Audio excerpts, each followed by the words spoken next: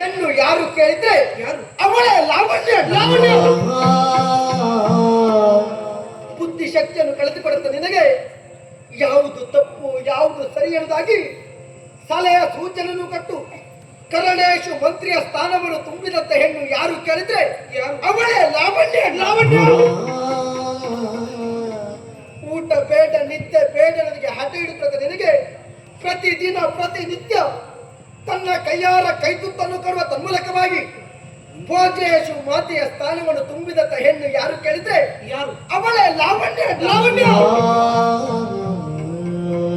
ನಿನ್ನ ಬದುಕಿನಲ್ಲಿ ಅಂಟಿಕೊಂಡಂತ ದರಿದ್ರ ಲಕ್ಷ್ಮಿಯನ್ನು ಪಡಿದಾಡಿಸಿ ಅದೃಷ್ಟ ಲಕ್ಷ್ಮಿ ಅಂತ ನಿನ್ನ ಬದುಕಿನಲ್ಲಿ ಒಲಿದು ಬಂದು ಪೂಜೇಶು ಲಕ್ಷ್ಮಿಯ ಸ್ಥಾನವನ್ನು ತುಂಬಿದಂತ ಹೆಣ್ಣು ಯಾರು ಕೇಳಿದ್ರೆ ಯಾರು?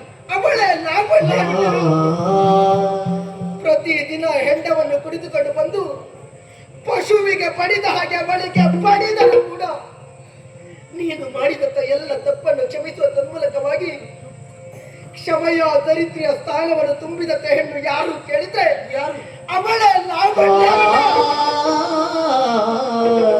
ನಿನ್ನ ಸೇವೆ ಮಾಡುತ್ತಾ ತನ್ನ ಗೆರುವಿದ ಹಾಗೆ ಪ್ರೀತಿ ಮಾಡುವುದಕ್ಕೆ ಮುಂದಾದ್ಲು.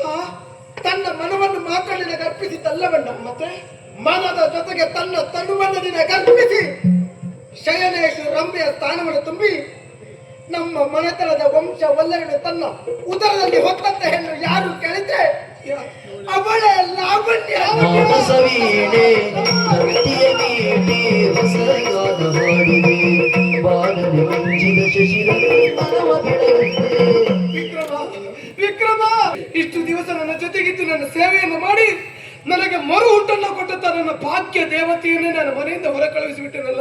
ಮಾಡಿಬಿಟ್ಟು ನಾನಂತ ಕ್ರೂರಿಯಾಗಿಬಿಟ್ಟೆನೋ.